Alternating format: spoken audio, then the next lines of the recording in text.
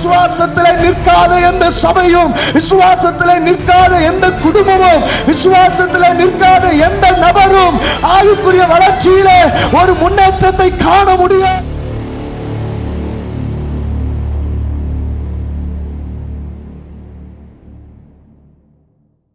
கர்த்தருடைய பரிசுத்த நாமம் மகிமைப்படுவதாக. இந்த நாளிலும் கூட வாசிக்க தெரிந்தெடுத்த வேத பகுதி லூக்கா 18வது அதிகாரம் அதனுடைய 8வது வசனத்தினுடைய அடிப்பகுதியை வாசிக்கும் பொழுது, லூக்கா 18வது அதிகாரத்தினுடைய 8வது வசனத்தினுடைய அடிப்பகுதியை வாசிக்கும் பொழுது வேதம் சொல்லுகிறது, ஆகிலும் மனுஷகுமாரன் வரும்போது பூமியிலே விசுவாசத்தை காண்பாரோ என்றார் என்று சொல்லி வேதத்திலே வாசிக்கிறோம். வார்த்தையின் மூலம் கர்த்தர் நம்மோடு கூட பேசும்படியாக ஒரு நிமிடம் கண்களை மூடி நம்முடைய கரங்களை உயர்த்தி, ஆண்டவரே இந்த வார்த்தையின் மூலம் எங்களுடைய ஆவிக்குரிய வாழ்க்கையில என்ன மாற்றத்தை ஏற்படுத்த நீர் விரும்புகிறீரோ, என்ன மாற்றத்தை ஏற்படுத்த நீர் விரும்புகிறீரோ அதற்கு முற்றிலும் எங்களை தாழ்த்துகிறோம். வசனத்தின் மூலம் எங்களை உருவாக்கும், வசனத்தின் மூலம் எங்களை செதுக்கி உருவேற்றும் ஆண்டவரே, உம்முடைய கரங்களில் முற்றிலும் தாழ்த்துகிறோம். இந்த வார்த்தை எங்களுடைய ஆவிக்குரிய வாழ்க்கையில ஒரு ஆசீர்வாதமாய் மாறட்டும். கர்த்தர் எங்களுக்குள்ளாய் இருக்கிற ஆமென் பலவீனங்கள், குறைவுகள், சோர்வுகள் எல்லாவற்றையும் மாற்றும். தேவன் விரும்புகிற மனிதனாய், தேவன் விரும்புகிற ஒரு பரிசுத்தத்தோடு வாழுகிற ஒரு மனிதனாய் என்னை மாற்றும் ஆண்டவரே என்று சொல்லி இந்த காலை வேளையில ஒருமனப்பட்டு நம்முடைய சமூகத்திலே வருகிறோம். நீ பொறுப்படுத்தி எங்களோடு பேசுவீராக, எங்களோடு இடைபடுவீராக, எங்களை இன்னும் ஊன்ற கட்டுவீராக.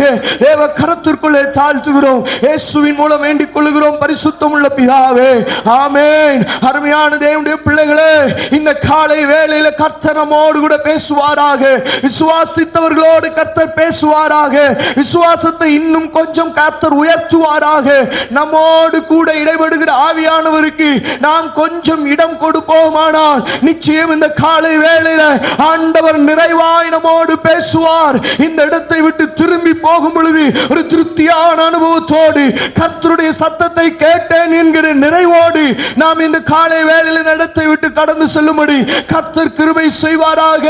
வாசித்த வசனத்திற்கு நேராக நம்முடைய இருதயத்தையும் நம்முடைய கண்களையும் திருப்புவோமானால் வசனம் சொல்லுகிறது, கடைசி நாட்களிலே மனுஷகுமாரன் வரும் பொழுது விசுவாசத்தை காண்பாரோ என்று சொல்லி அங்கே ஒரு காரியத்தை நம்மால் வாசிக்க முடியும்.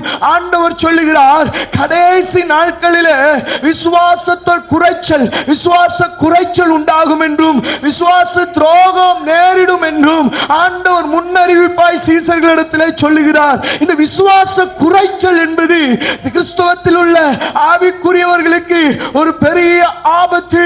ஆவிக்குரிய மனிதன் என்று சொல்லுகிற ஒவ்வொருவரும் நிற்கிற அந்த மேடையே விசுவாசம் என்கிற அடித்தளம் தான். விசுவாசத்தில் நிற்காத எந்த மனிதனும் தேவனுக்கு பிரியமாய் இருக்க முடியாது. இந்த கடைசி நாட்களிலே நன்றாய் நீங்கள் வேதத்தை வாசித்தாலும் சரி, நடக்கிற காரியங்களை நீங்கள் கவனித்தாலும் சரி, கொஞ்சம் உங்களுடைய இருதயத்தை சரியா நீங்க திருப்பி பார்த்தால் நடக்கிற ஒவ்வொரு விஷயங்களும், நடக்கிற ஒவ்வொரு காரியங்களும் விசுவாசத்துடைய குறைவை காண முடியும். ஹல்லேலூயா. விசுவாச குறைவு எப்பொழுது உண்டாகிறதோ அப்பொழுது ஆவிக்குரிய வீழ்ச்சி உண்டாகிறது. இன்றைய திருச்சபைகளுக்குள்ள விசுவாச குறைவு என்பது அதிகமாகிக் கொண்டே போகிறது. ஆதி அப்போஸ்தலருடைய உபதேசத்திலும் சரி, நமக்கு முன்பாக ஓடின பரிசுத்தவான்களுடைய உபதேசத்திலும் சரி, அவர்கள் முன்னதாக பிரதானமாக வைத்தது கிறிஸ்துவின் மேல் உள்ள விசுவாசம், உங்கள் விலையேற பெற்ற விசுவாசம், உங்கள் பலன் மிகுந்த விசுவாசம் என்று சொல்லி விசுவாசத்திற்குரிய அந்த அடையாளத்தையும் விசுவாசத்திற்குரிய அந்த மதிப்பையும் நமக்கு கற்றுக் கொடுத்தார்கள். ஆனால் இன்றைய திருச்சபையோ விசுவாசத்திற்கு முரணாக, விசுவாசத்திற்கு எதிராக வாழ்ந்து கொண்டிருக்கிறது. அல்லேலூயா, அல்லேலூயா. ஆனால் வசனம் சொல்லுகிறது, அவர் விசுவாசத்திற்கு காரணர் என்று. அல்லேலூயா. விசுவாசத்திற்கு காரணர் என்று ஆண்டவராகிய கர்த்தராகிய இயேசு கிறிஸ்துவை வேதம் நமக்கு அடையாளப்படுத்தும் போது விசுவாசத்திற்குரிய தற்சொரூபமாய் வேதம் இயேசுவை நமக்கு அடையாளப்படுத்தும் போது நம்முடைய விசுவாசத்திற்கு உரியவர் என்று, நம்முடைய விசுவாசத்திற்கு முழுவதும் உரியவர் என்று வேதம் இயேசுவை அடையாளப்படுத்தும் போது அந்த விசுவாசம் எனக்குள்ளே குறையும் போது இயேசுவின் மேல் இருக்கிற நம்பிக்கை எனக்குள்ளே குறைகிறது. அதனால்தான் ஆண்டவர் சொன்னார், கடைசி நாட்களிலே மனுஷகுமாரன் வரும் பொழுது விசுவாசத்தை காண்பாரோ என்பதற்கு சரியான அர்த்தம் என் மேல் இருக்கிற அந்த வாஞ்சையுள்ள மனிதர்களுடைய அந்த எண்ணிக்கை குறைவாய் மாறிவிடும். ஹல்லேலூயா. புரிஞ்சுக்கணும். ஜெபத்தோடு இந்த காலை வேளையில் நீங்கள் இருப்பீர்களானால் நிச்சயம் குறைந்து கொண்டிருக்கிற நம்முடைய வாழ்க்கையில தளர்ந்து போய் கொண்டிருக்கிற விசுவாசத்தின் அளவை கர்த்தர் இந்த நாளிலே உயர்த்துவார். வர்த்திக்க பண்ணுகிற தேவன், விசுவாசத்தை வர்த்திக்க பண்ணுகிற தேவன் உங்களிலும் என்னிலும் அந்த விசுவாசம் நிறைவாய் வளரும்படி தேவன் உதவி செய்வார். ஜெபத்தோடு ஆமென், என்னுடைய வாழ்க்கையில அந்த விசுவாசத்தை உயர்த்தும் ஆண்டவரே என்று சொல்லி ஜெபிக்கிற ஒவ்வொரு இருதயங்களையும் என் ஆண்டவர் அனல் மூட்டி எழுப்பி விடுவாராக. நன்றாய் புரிந்து கொள்ள வேண்டும். விசுவாசத்திலே நிற்காத எந்த சபையும், விசுவாசத்திலே நிற்காத எந்த குடும்பமும், விசுவாசத்திலே நிற்காத எந்த நபரும் ஆவிக்குரிய வளர்ச்சியிலே ஒரு முன்னேற்றத்தை காண முடியாது. உலகத்தின் ஆசீர்வாதங்களிலே நாம் விரும்புகிற ஆசீர்வாதங்களை காண முடியாது. தேவன் மேல் இருக்கிற விசுவாசத்தின் நிமித்தம் நாம் இந்த உலகத்தை வெறுத்து வாழும் போது அந்த விசுவாசத்திற்காக சகலவற்றையும் இழப்பதற்கு ஆயத்தம் உள்ளவர்களாய் நாம் மாறும் பொழுது நம்முடைய ஆவிக்குரிய வாழ்க்கையில் ஒரு பெரிய வளர்ச்சி உண்டாகிறது. விசுவாசம் எனக்குள்ளே கிரியை செய்யணும் அப்படின்னா நான் கொஞ்சம் இயேசுவின் மேல் இருக்கிற தாகம் இன்னும் அதிகமாக என்ன கொஞ்சம் விட்டு கொடுக்கணும். இயேசுவின் மேல் இருக்கிற வாஞ்சை கொஞ்சம் யோசிச்சு பாருங்க. சீசர்களுக்கு இயேசுவின் மேல் இருந்த வாஞ்சையின் விளைவாக தங்கள் ஜீவனையும் ஒப்பு கொடுத்தார்கள். தங்கள் ஜீவன் பெரிதல்ல என்று எண்ணினார்கள். காரணம் என்ன தெரியுமா? we love Jesus. நாங்கள் இயேசுவை நேசிக்கிறோம். ஏனென்றால் எங்களுக்காக தம்மை தாமே பலியாக கொடுத்த அவருக்காக நாங்களும் ஜீவனை கொடுப்பதில் பெருமைப்படுகிறோம். அதை நாங்கள் விரும்புகிறோம் என்று சொல்லி இரத்த சாட்சிகளாய் மரித்தார்கள். அதனுடைய விளைவு என்ன தெரியுமா? விசுவாசம் உலகம் முழுவதும் பரவிற்று. ஹல்லேலூயா. நன்றாய் புரிந்து கொள்ள வேண்டும். உனக்குள்ளேயும் எனக்குள்ளேயும் விசுவாசம் கிரியை செய்வதற்கு இடம் கொடுக்கல அப்படின்னா நாம் ஆவிக்குரிய வாழ்க்கையில வீழ்ச்சி அடைந்துடுவோம். இந்த கூட்டத்திற்குள்ளே நாமும் நின்று விடுவோம். நாம் விளையாட பெற்ற விசுவாசத்திற்கு பங்குள்ளவர்களாக இருக்கிறோம். அந்த விசுவாசம் எனக்குள்ள என்ன செய்யும் தெரியுமா? வசனம் சொல்லுகிறது, விசுவாசம் பெரிய ஜெயிக்கிற ஜெயம் என்று வசனம் சொல்லுகிறது. இந்த விசுவாசம் பலனுள்ள விசுவாசம். இந்த விசுவாசத்தை விட்டுவிட்டு உலகத்தின் காரியங்களுக்கு நேராக நான் திரும்பி ஓடுவேனானால் என்னுடைய விசுவாசத்திற்குரியவர் எவ்வளவு வேதனைப்படுவார். ஹல்லேலூயா. நன்றாய் புரிந்து கொள்ள வேண்டும். நம்முடைய பலனுக்கு ஏதுவான விசுவாசம், நாம் எப்படிப்பட்ட விசுவாசத்திற்குரியவர்கள் என்பதை நாம முதல்ல தெரிஞ்சுக்கணும். நம்ம தெரியாத வரையிலும் இந்த கூட்டத்தோடு நாமும் நின்று விடுவோம். விசுவாசத்தை காண்பாரோ என்று சொல்லுகிற அந்த கூட்டத்தோடு நாமும் நின்று விடுவோம். நன்றாய் புரிந்து கொள்ளுங்கள். இயேசு கிறிஸ்து வரும் பொழுது விசுவாசிகள் என்று பெயர் வைத்திருக்கிறவர்களை ஆண்டவர் திரும்ப அழைப்பதில்லை. விசுவாசத்திற்காகவே வாழுகிற, விசுவாசத்திற்காகவே ஜீவிக்கிற ஒவ்வொரு நபரையும் ஆண்டவர் மீட்கும்படியாகத்தான் திரும்ப வருகிறார். அப்ப விசுவாசம் இல்லாத கூட்டத்தோடு ஆண்டவர் சொன்ன அந்த வசனத்தின்படி விசுவாசம் இல்லாத கூட்டத்தோடு நீங்களும் நானும் காணப்படாதபடி அந்த விசுவாசத்தின் மேன்மையை, விசுவாசத்தின் வல்லமையை முதலாவது நான் தெரிந்து கொள்ள வேண்டும். முதலாவது நாம் தெரிந்து கொள்ள வேண்டும். சபை தெரிந்து கொள்ள வேண்டும். எடுத்து வாசிக்கலாம். 1 யோவான் 5வது அதிகாரத்தினுடைய 4வது வசனத்தை வாசிக்கும் பொழுது, 1 யோவான் 5வது அதிகாரத்தினுடைய 4வது வசனத்தை வாசிக்கும் பொழுது வாசிக்கலாம். தேவனால் பிறப்பதெல்லாம் உலகத்தை ஜெயிக்கும். நம்முடைய விசுவாசமே உலகத்தை ஜெயிக்கிற ஜெயம். ஹல்லேலூயா. நன்றாய் புரிந்து கொள்ள வேண்டும். தெரியும் நம்முடைய விசுவாசம் எப்படிப்பட்டது அப்படின்னா அதுக்கு முன்னாடி நிக்கிறதுக்கு ஒண்ணுமே இல்ல. எஸ், நம்முடைய விசுவாசம் தோற்று போகிற விசுவாசம் அல்ல. நம்முடைய விசுவாசம் உலகத்தை ஜெயிக்கிற ஜெயமுடைய விசுவாசம். காரணம் என்ன தெரியுமா?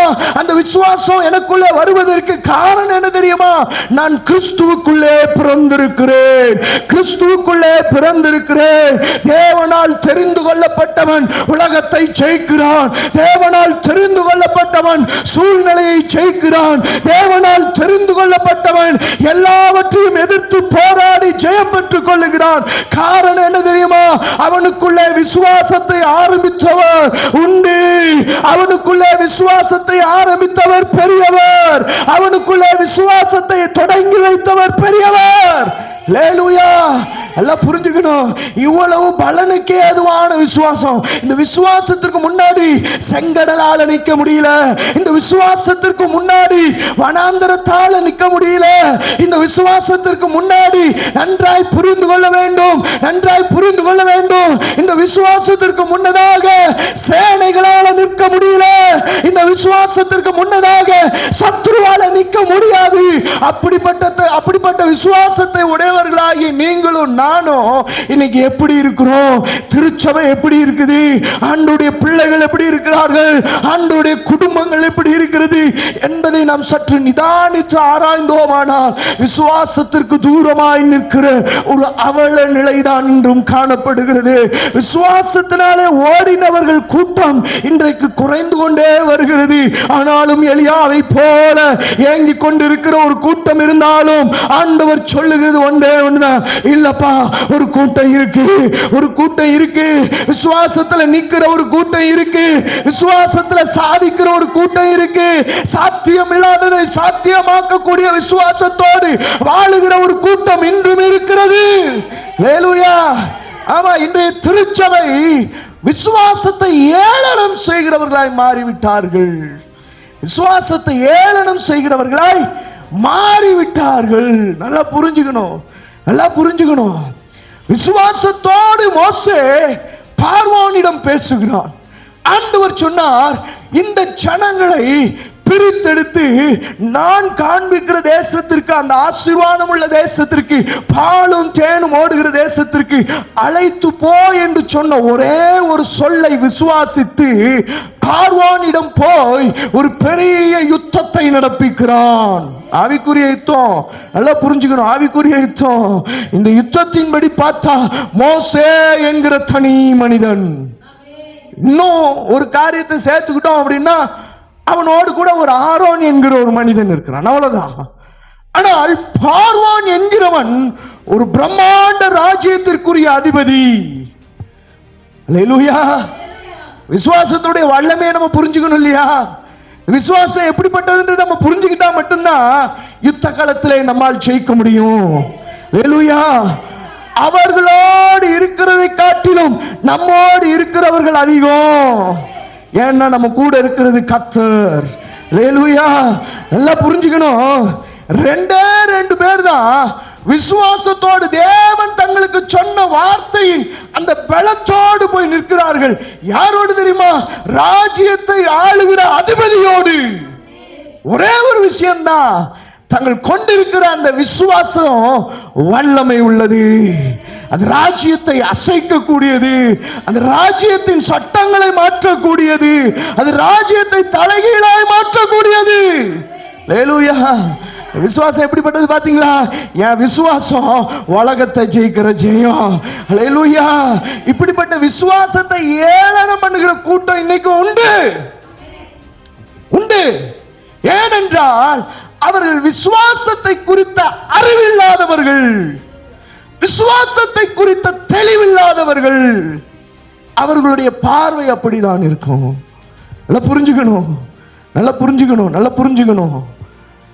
போய் ஒரு ராஜாங்கத்தையே எதிர்த்து நின்று ஜனத்தை விடுதலையாக்கு என்று சொல்லி ஆண்டவர் சொல்லுகிறார் என்று தைரியத்தோடு சொல்ல முடியுமானால், அவர்களுடைய வார்த்தையை கேட்டு கர்த்தர் யுத்தம் செய்வாரானால், இந்த விசுவாசத்தினுடைய அந்த மேன்மை எவ்வளவு பெருசு பாத்தீங்களா? ஹல்லேலூயா. அதனாலதான் பவுல் சொன்னான், நான் விசுவாசிக்கிறவர் அவர் இன்னார் என்று அறிவேன். I know him. எனக்கு அவரை தெரியும். என்னுடைய விசுவாசத்திற்குரியவரை எனக்கு தெரியும். என் விசுவாசம் எப்படிப்பட்டதுன்னு எனக்கு தெரியும். அல்லேலூயா.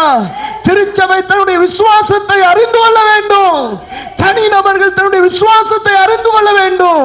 விசுவாச குறைவு உண்டாகிற அந்த நிகழ்வுக்கு நாம் தப்பிக்கொள்ள வேண்டுமானால் நம்முடைய விசுவாசத்தை சார்ந்து வாழுகிற வாழ்க்கைக்கு நேரா நாம் கடந்து போக வேண்டும். அல்லேலூயா, அல்லேலூயா. ஸ்தோத்திரத்தோடு ஆண்டவர் சமூகத்திலே இன்றைக்கு என்னுடைய வாழ்க்கையில ஒரு விசுவாசத்தினுடைய மேன்மை வளர்ச்சி இன்னும் அதிகமாய் உண்டாவதற்கு என்னை அர்ப்பணிக்கிறேன், என்னை ஒப்பு கொடுக்கிறேன் என்று சொல்லி ஆண்டவர் சமூகத்தில் ஜெபிக்கிற உங்கள் மேல கர்த்தர் தம்முடைய வல்லமை அளவில்லாமல் ஊற்றுவாராக. அல்லேலூயா. ஒரு சேலஞ்ச் இருக்கணும். யாரால அந்த சேலஞ்சான வாழ்க்கை வாழ முடியும் தெரியுமா? விசுவாசத்தோடு இருக்கிறவர்களால மாத்திரம்தான். அல்லேலூயா. அருமையான ஒரு தேவ மனிதன் நெல்லை ஜெபராஜ் ஐயா, நான் அவரை ஒரு முறை தான் பார்த்திருக்கிறேன். ஒரு முறை பார்க்கும் பொழுதே அந்த தேவ அவருடைய கூட்டங்களிலே நான் அதை பங்கு கொள்ளும் பொழுது அந்த தேவ பிரசன்னத்தை என்னால் உணர முடிந்தது. அவருடைய வாழ்க்கையில அவர் சொன்ன அந்த சாட்சிகளை எல்லாம் பார்க்கும் பொழுது என்னால் ஒன்றை புரிந்து கொள்ள முடிந்தது. விசுவாச வீரர்களுடைய பட்டியலிலே இன்னும் ஒரு கூட்டம் இருந்து கொண்டுதான் இருக்கிறது. அல்லேலூயா. விசுவாச வீரர்களுடைய பட்டியல் இன்னும் முடியல, அது நீண்டு கொண்டே தான் போய்கொண்டிருக்கிறது. காரணம் என்னவென்றால் அவர் இழந்தவைகளை எல்லாம் ஒரு பொருட்டா எண்ணவில்லை. ஏனென்றால் தன்னை தெரிந்து கொண்டிருக்கிறவர், தன்னை அழைத்தவர் பெரியவர் என்பதை அங்கே அவர் சாட்சியிட்டு கூறினதனுடைய அந்த காரியத்தை கவனிக்க முடிந்த வகையில் நான் ஒன்றை கற்றுக்கொண்டேன். விசுவாசத்தில் இன்னும் வளரணும், போதாது. விசுவாச வளர்ச்சி என்பது அதுக்கு ஒரு முடிவே இல்லை. விசுவாசத்தினுடைய உச்சபட்சம் அப்படின்றது ஒரு முடிவே கிடையாது, அது இன்னும் போயிட்டே இருக்கும். அல்லேலூயா, அல்லேலூயா. சத்தமா ஒரு அல்லேலூயா சொல்லலாமா? ஏன்னா விசுவாசம் நம்ம எங்க கொண்டு போய் சேர்த்துறோம் அப்படின்னா விசுவாசத்திற்கு உரியவர்த்த கொண்டு போய் சேர்த்துறோம். அல்லேலூயா. அதனாலதான் விசுவாசம் பயங்கரம் உள்ளது. அந்த விசுவாசத்திற்குரியவர் வல்லமையான கிரியைகளை செய்யக்கூடியவர். அந்த விசுவாசம் சாதாரண விசுவாசம் இல்ல. நமக்கு முன்னே ஓட்டம் ஓடின பரிசுத்தவான்களுடைய வாழ்க்கை கொஞ்சம் திரும்பி பார்த்தோம் அப்படின்னா அவர்கள் பிரதானமாய் முன்பதாக வைக்கிறது ஒரே ஒரு காரியம் தான், விசுவாசம். அல்லேலூயா, அல்லேலூயா. எங்களுடைய பலம் அல்ல, எங்களுடைய பலன் அல்ல, எங்களுடைய சுய சக்தி அல்ல, சுய பக்தி அல்ல, தேவன் தான் இவைகளை செய்தார் என்கிற விசுவாசம். அல்லேலூயா. விசுவாசிக்கிறவன் கர்த்தருக்கு மகிமையை செலுத்துவான். விசுவாசிக்கிறவன் கர்த்தருக்கு மகிமையை செலுத்துவான். நல்லா புரிஞ்சுக்கணும். ஆண்டவர் சொன்னார், கடைசி நாட்களிலே விசுவாச குறைச்சல் உண்டாகும், விசுவாசத்தை காண்பாரோ என்று சொல்லி அங்கே ஒரு ஏக்கம் கலந்த வேதனையை தெரிவிக்கிறார். அருமையான தேவ ஜனமே, இந்த விசுவாசத்தை நம்மை விட்டு பிரிக்கிற காரியங்கள் எது என்பதை நாம் கொஞ்சம் சற்று புரிந்து கொண்டோமானால் நிச்சயம் இவைகளில் இருந்து நம்மால் தப்பித்து கொள்ள முடியும். ஆண்டவர் கொடுத்த அந்த எச்சரிப்பு உங்களுக்கும் எனக்கும் தான். கடைசி கால திருச்சபை விசுவாசத்திலே நிற்க வேண்டும் என்பது தேவனுடைய விருப்பம். ஆனால் இன்றைய திருச்சபைகளோ ஆடம்பரங்களுக்கும் அனாவசியமான காரியங்களுக்கும் கள்ள உபதேசங்களுக்கும் நூதன உபதேசங்களுக்கும் இடம் கொடுத்து மாய்மாலமான காரியங்களுக்கு இடம் கொடுத்து ஆண்டவர் அறிவிருக்கிற காரியங்களுக்கு இடம் கொடுத்து விசுவாசத்தை சிதைத்துக் கொண்டிருக்கிறது. திருச்சபை விசுவாசத்தை போதித்து விசுவாசத்திற்காய் நின்று வாழ வேண்டிய திருச்சபைகள் இன்றைக்கு விசுவாசத்தை சிதைத்து கொண்டிருக்கிறது. அல்லேலூயா, அல்லேலூயா. நன்றாய் புரிந்து கொள்ள வேண்டும். விசுவாசம் சிதைக்கப்பட வேண்டியதல்ல, நன்றாய் புரிந்து கொள்ள வேண்டும், நன்றாய் புரிந்து கொள்ள வேண்டும். விசுவாசம் வளர்ந்தோங்க வேண்டியது. ஹல்லேலூயா, ஹல்லேலூயா. ஏன் இந்த விசுவாச குறைச்சல்? ஆவிக்குரிய ஜனங்கள் என்று பெயர் பெற்றிருக்கிற அடையாளப்படுத்திக் கொள்ளுகிற ஜனங்களுக்குள்ளே ஏன் இந்த விசுவாச குறைச்சல் உண்டாகிறது? ஏன் அதற்கு இடம் கொடுக்கிறார்கள்? ஏன் விழுந்து போகிறார்கள்? ஆரம்பத்தில் ஆண்டவர் மீது கொண்டிருந்த அந்த வைராக்கியம், நம்பிக்கை எல்லாம் சரிதான். ஆனால் ஒரு காலம் வரும் பொழுது ஆண்டவருக்காக ஆரம்பத்தில் எல்லாவற்றையும் துணிந்த இருதயங்கள் ஒரு காலம் வரும் பொழுது அதற்காக விசுவாசத்தை இழந்து விடுகிறார்கள். புரிந்து கொள்ள வேண்டும். ஏன் இந்த விசுவாச குறைச்சல் உண்டாவதற்கு என்ன முகாந்திரம், என்ன காரணம் அப்படின்னா, வசனம் சொல்லுகிறது, வேதம் நமக்கு கற்றுக் கொடுக்கிறது. 1 தீமோத்தேயு 4வது அதிகாரத்தினுடைய முதல் வசனத்தை வாசிக்கும் பொழுது, 1 தீமோத்தேயு 4வது அதிகாரத்தினுடைய முதல் வசனத்தை நாம் வாசிக்கும் பொழுது வாசிக்கலாம். ஆகிலும் ஆவியானவர் வெளிப்படையாய் சொல்லுகிறபடி பிற்காலங்களிலே ஆண்டவர் சொன்னார் அல்லவா, மனுஷகுமாரன் வரும் நாளிலே விசுவாசத்தை காண்பாரோ என்று சொல்லுகிற அந்த நாளுக்கு முன்பதாக பிற்காலங்களிலே மனசாட்சியில் சூடுண்ட பொய்யருடைய விசுவாசம் தளர்ந்து போகிறது என்றால், ஏன் விசுவாசம் சிதைக்கப்படுகிறது என்றால், ஏன் விசுவாச குறைச்சல் உண்டாகிறது என்றால், வசனத்தை சரியாய் கவனிப்பீர்களானால் வசனம் சொல்லுகிறது, மனசாட்சியிலே சூடுண்ட பொய்யர்கள், பொய்யருடைய மாயத்தினாலே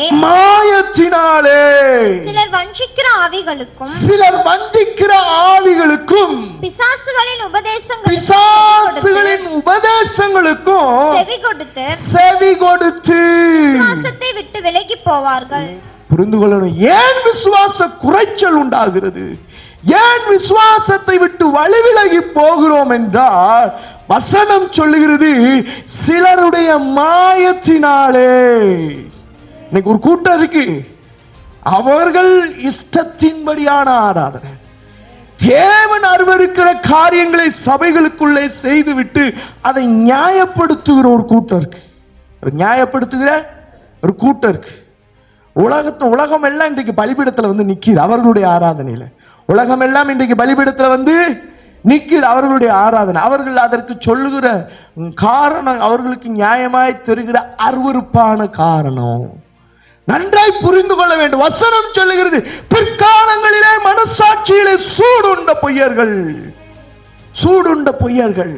தொடர்ந்து வாசிக்கும் பொழுது, மனசாட்சியில் சூடுண்ட பொய்யருடைய மாயத்தினாலே சிலர் வஞ்சிக்கிற ஆவிகளுக்கு. என்னவா? வஞ்சிக்கிற ஆவிகளுக்கு. புரியுதா? மாயத்தினாலே, மனசாட்சியிலே சூடுண்ட பொய்யர்களுடைய மாயம் அநேகருடைய விசுவாசத்தை கலங்க பண்ணும்.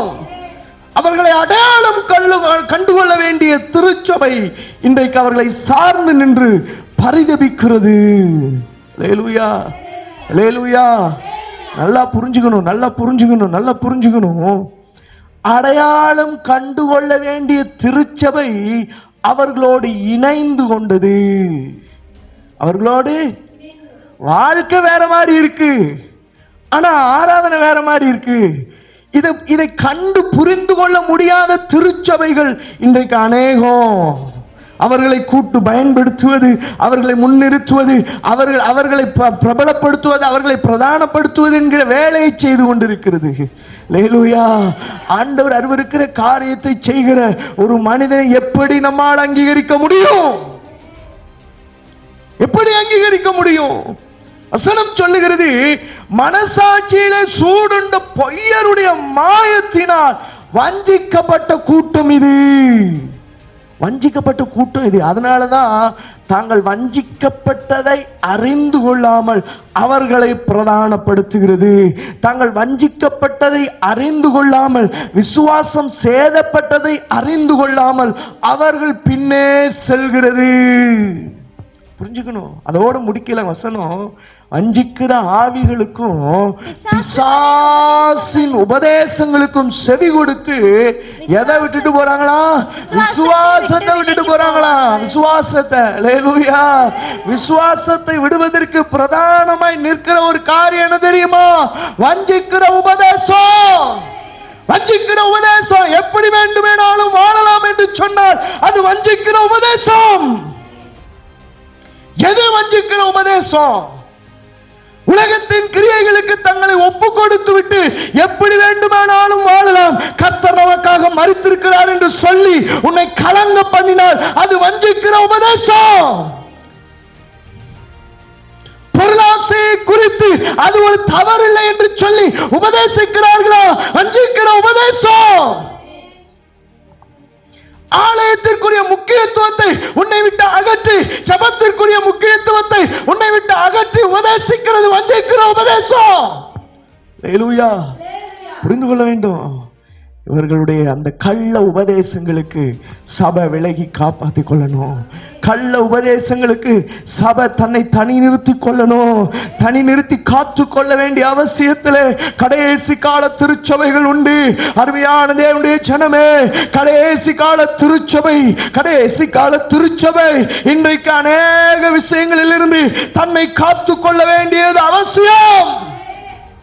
கள்ள உபதேசிகள் இன்னைக்கு பல இடங்களிலே பெருகி போய் கிடக்குறாங்க. பல இடங்களிலே நம்ம இவர்களை எல்லாம் பார்த்தா கள்ள உபதேசி மாதிரியே தெரியும். அதான் பிரச்சனை. யார் கள்ள உபதேசின்னு அடையாளம் தெரிஞ்சாதான் நம்ம ஈஸியா கண்டுக்கலாமே. யாரால் அடையாளம் கண்டுகொள்ள முடியும் என்றால், தேவனோடு இருக்கிற உறவிலே சரியாய் நிலை நிற்பவர்களால் மட்டும்தான் கள்ள உபதேசிகளுக்கும் கள்ளத்தனமான வஞ்சகமான உபதேசங்களுக்கும் மாய்மாலமான உபதேசங்களுக்கும் அடையாளம் கண்டுகொண்டு தன்னையும் தன் குடும்பத்தையும் காத்துக்கொள்ள முடியும். அல்லேலூயா. நல்லா புரிஞ்சுக்கணும். இப்படிப்பட்ட உபதேசங்களை எப்படிதான் அண்டர்ஸ்டாண்ட் பண்றதுன்னா, ஆவியானவருடைய அபிஷேகத்தினால் மாத்திரம்தான். இந்த தொடர்பு சரியா இருந்துச்சுன்னா ஆண்டவர் சொல்லுவாரு, கள்ள உபதேசம் வசனத்துக்கு மாறா பேசுறான் பாரு, வசனத்துக்கு மாறா பேசுறான் பாரு. அநியாயம். சினிமா பாடல்களை பலிபீடத்தில் நின்று பாடுகிற கூட்டம் இன்றைக்கு அநேகம்.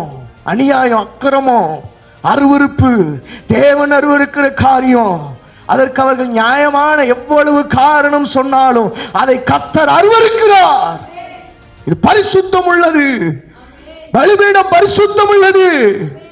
பரிசுத்தத்திற்குள்ளே அருவருப்பை கொண்டு வருகிறவன் அந்த கிறிஸ்து.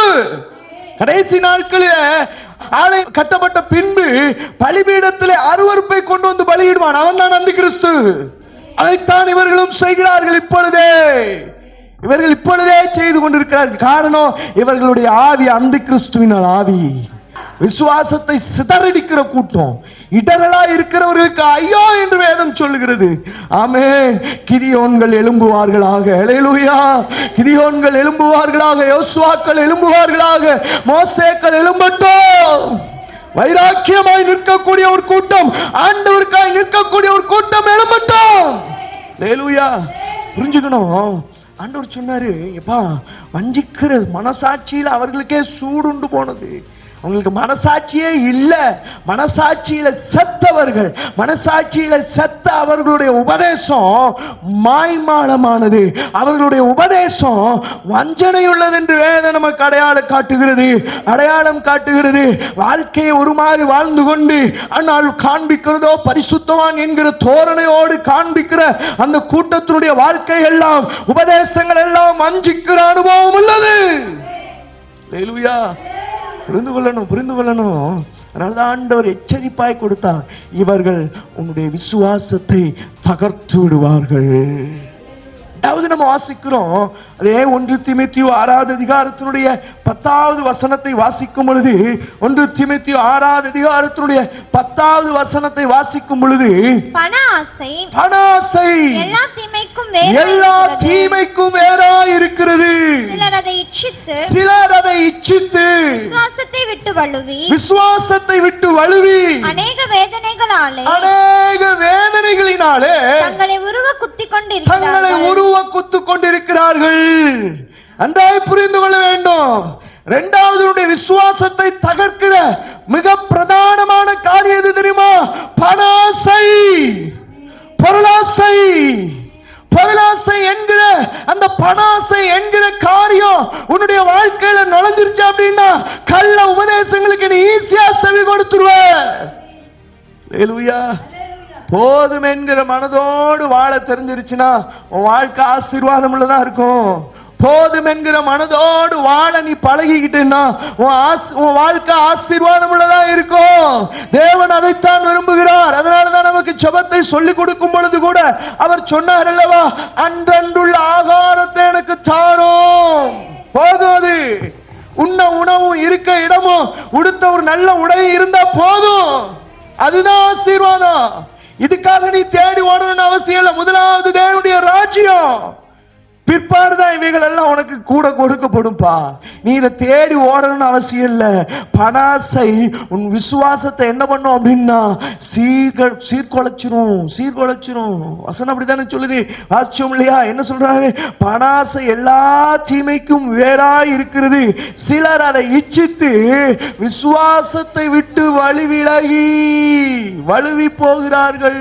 பணாசை உன்னை என்ன பண்ணும் அப்படின்னா வேற பெற்ற விசுவாசத்தை உன்னை விட்டு என்ன பண்ணும் அப்படின்னா அகற்றிவிடும். இந்த மாய்மாலமான மனசாட்சியில சூடுண்ட அந்த பொய்யருடைய வஞ்சகமான உபதேசம் என்ன இருக்கும் தெரியுமா? எப்பவுமே செழிப்பை குறித்து தான் இருக்கும்.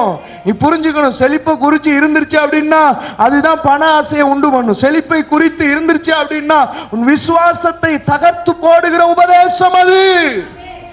அந்த உபதேசத்தை நீ எச்சரிக்கையா இருக்கணும்.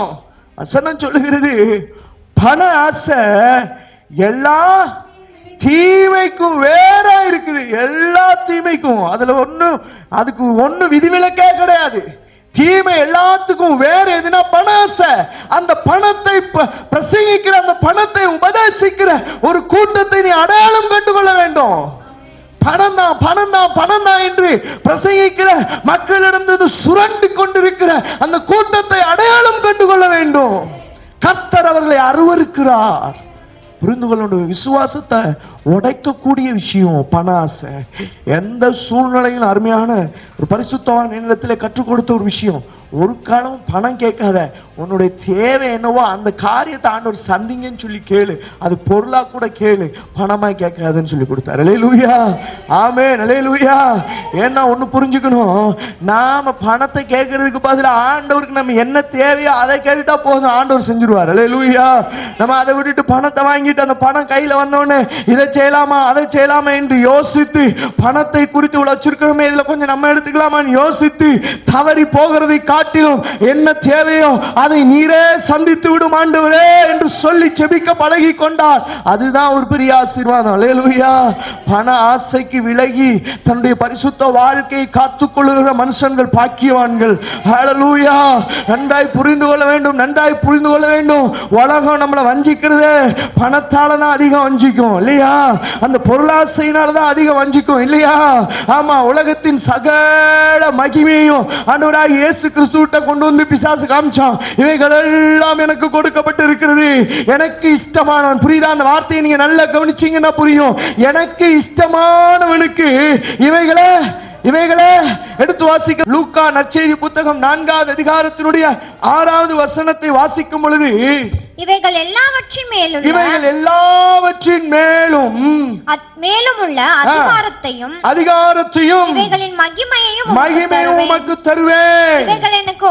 இவைகள் எனக்கு ஒப்பு கொடுக்கப்பட்டிருக்கிறது, இஷ்டமானவனுக்கு இவைகளை கொடுக்கிறேன். பின்பு 5வது வசனத்திலிருந்து வாசிக்கும் பொழுது, பின்பு பிசாசு இயேசுவை உயர்ந்த மலையின் மேல் கொண்டு போய் உலகத்தின் சகல ராஜ்யங்களையும் ஒரு நிமிஷத்திலே அவருக்கு காண்பித்து, இவைகள் எல்லாவற்றின் மேலுள்ள அதிகாரத்தையும் இவைகளின் மகிமையும் உமக்கு தருவேன். இவைகள் எனக்கு ஒப்பு கொடுக்கப்பட்டிருக்கிறது, எனக்கு இஷ்டமானவனுக்கு இவைகளை.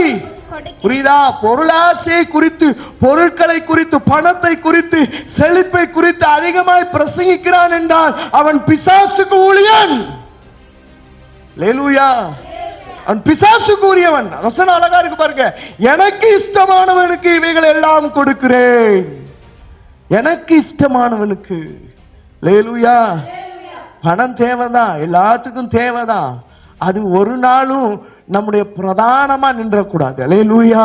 என் விசுவாசத்தை கெடுக்கிற எதுவாய் இருந்தாலும், என் விசுவாசத்தை அழிக்கிற எதுவாய் இருந்தாலும் அதற்கு நான் இடம் கொடாமல் என்னுடைய வாழ்க்கையை நான் பார்த்துக் கொள்வேனானால் நிச்சயம் என்னுடைய விசுவாசம் உலகத்திலே என்னை உயர்த்தும். அல்லேலூயா, அல்லேலூயா. புரிந்து கொள்ள வேண்டும். பிசாசு சொல்லுகிறான், எனக்கு இஷ்டமானவனுக்கு இவைகளை கொடுக்கிறேன். எவைகளை? நல்லா புரிஞ்சுக்கணும். மகிமை, உலகத்தின் மகிமை, உலகத்தின் ஐஸ்வர்ய காரியத்தை நான் எனக்கு இஷ்டமானவனுக்கு கொடுக்கிறேன் என்று சொல்லுகிற அந்த காரியத்தை நீங்கள் கள்ள உபதேசிகளோடு ஒப்பிட்டு பார்த்தால், மனசாட்சியிலே சூடுண்ட பொய்யர்களோடு ஒப்பிட்டு பார்த்தால் சரியாக இருக்கும். இவர்கள் எல்லாம் பிசாசின் வேலையாட்கள், இவர்கள் எல்லாம் பிசாசின் வேலையாட்கள் என்பதை நம்மால் புரிந்து கொள்ள முடியும். கள்ள உபதேசங்களுக்கு எச்சரிக்கையா இருக்க வேண்டும். என்னுடைய விசுவாசத்தை அழிக்க நினைக்கிற, அழிக்க துடித்து கொண்டிருக்கிற பிசாசின் உபதேசங்களுக்கு நான் தப்பிக்கொள்ள வேண்டுமே ஆனால் சத்திய மார்க்கத்திற்குள்ளதாக என்னை ஊன்ற கட்டிக்கொள்ள வேண்டும். அல்லேலூயா. ரிகனதடர சந்த ரேகலாபன துர வலதுடரசே.